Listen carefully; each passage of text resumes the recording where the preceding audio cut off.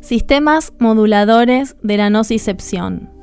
Los sistemas moduladores de la nocicepción son circuitos neurales que involucran neuronas y glía y que operan a través de múltiples binomios ligando-receptor, cuyo fin común es modificar la señal dolorosa aferente. De ellos, los más conocidos hasta hoy son los sistemas opioide, noradrenérgico, serotoninérgico y endocannabinoide.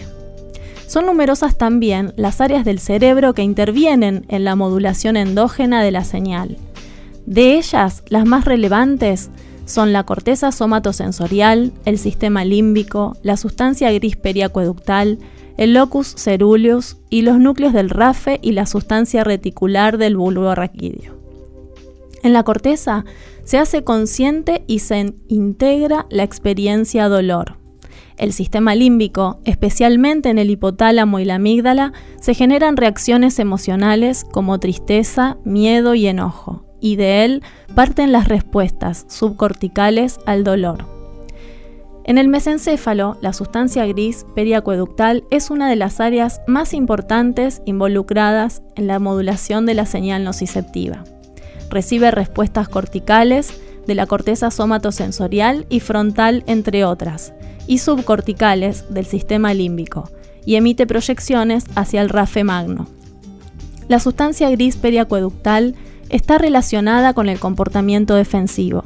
La activación de esta área provoca la liberación de encefalinas por parte de neuronas que proyectan a los núcleos del RAFE, y estas a su vez estimulan la liberación de serotonina hacia el asta posterior de la médula espinal, produciendo así un efecto inhibitorio sobre la entrada de estímulos nocivos, dando origen a las vías del control descendente del dolor. En la protuberancia, y más precisamente en el locus ceruleus, se encuentran los somas de las neuronas noradrenérgicas, que emiten proyecciones hacia la médula espinal, tronco encefálico, cerebelo, hipotálamo, tálamo, amígdala y corteza.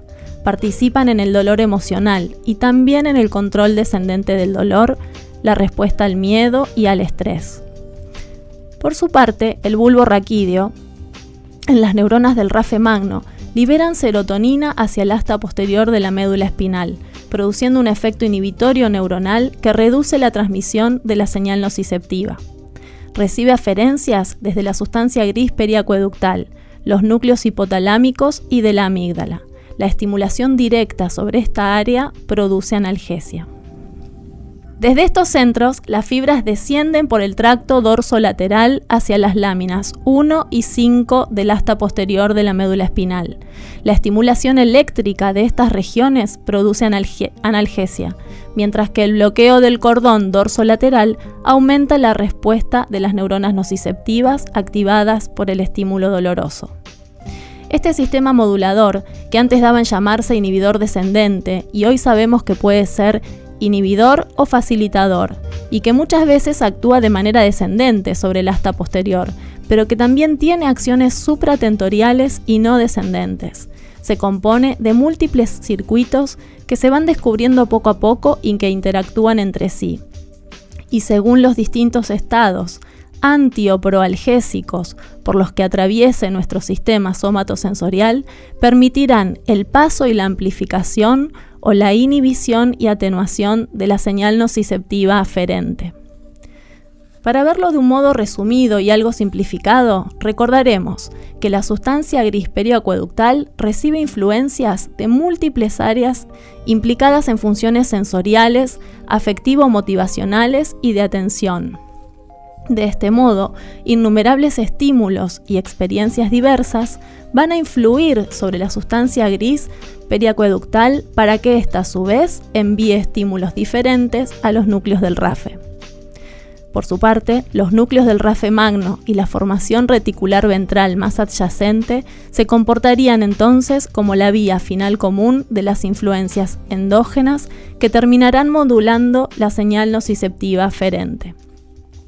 En esta región de la formación reticular vulvar se hallaron dos sistemas neuronales, con actividad opuesta, que proyectan al asta posterior de la médula espinal. Son las células ON y OFF. Estas células proyectan hacia las láminas 1, 2 y 5 del asta posterior y responden al estímulo de la sustancia gris periacueductal, generando analgesia.